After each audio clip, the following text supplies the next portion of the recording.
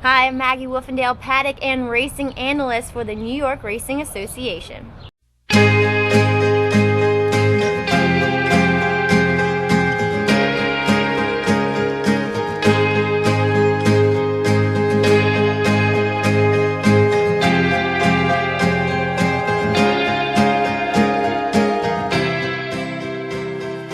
As a paddock correspondent here for the New York Racing Association, every race day I do some preparation work looking at breeding and everything, but my real job is when I come down here in the paddock and I look at all the horses coming in and look at the horses where it might be beneficial to have my opinion on horses stretching out, horses trying the turf or the dirt for the first time, things like that, and also first time starters and horses that we haven't seen here on this circuit. So in those ways I can look at a horse's physical conformation, what their appearance looks like, what their demeanor looks like, and kind of give a little report on what I see and try to be helpful to the bettors if, for instance, a horse is getting bet down and this horse is washed out and not making a good appearance down here in the paddock or is not going to handle the distance or surface.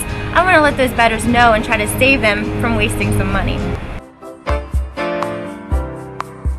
Well, I'm looking at a lot of things when horses come in the paddock, but overall just their general well-being, if they look healthy, if they have a good coat and they're carrying good weight. But specific things that I like to look for is that if they're trying a route race for the first time, are they a longer body type horse that are suited for carrying their speed over long distances? I come from a racing background. My father, he's a trainer in Maryland, and I pretty much grew up at the barn. From the age of 16, I started galloping and became his assistant trainer after I got my trainer's license. And so that really enables me to really have a good trained eye. It's almost second nature for me to be looking at these horses because I've seen so many in the past. Well, it's my job to give opinions down here on the way these horses look, and while my opinion might not always be positive and it might not sit well with the connections of the horse, I try to be as objective as I possibly can since I don't bet and I'm just an advocate down here for the bettors who do. I think Maggie is a tremendous asset down here in the paddock to all the handicappers and to people watching at home, if people that can't be right here at the paddock to see for themselves what the horses look like. She has a lot of knowledge about horses. Her dad was a trainer. She grew up around horses. The things she notices are important and useful tools. She gets on horses for me in the morning, so she's also a tremendous asset for me. She tells me a lot about the horses.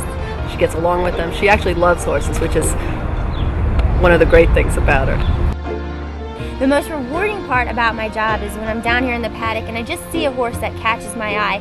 For instance, just last race I picked out a first-time starter for trainer Chad Brown, who at the time was 9-1 but just looked great, looked fit and ready to go and ready to run on the turf, and went down to 5-1 but won in hand, and that's a very rewarding feeling.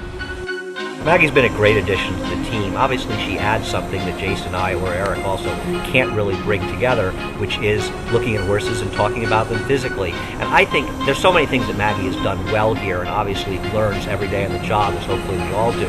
But the thing I like the most about her, she's not afraid to be wrong. Some people are sort of afraid to be wrong, and they don't want to go out on a limb and take a stand against a horse or have a strong opinion for a horse. And Maggie's just not afraid to be wrong. And to do a good job in this game, you can never be afraid of being wrong.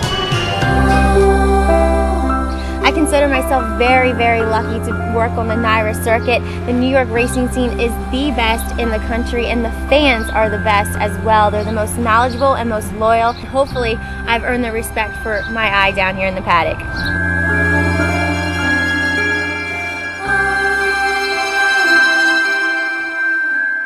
And in 3, 2.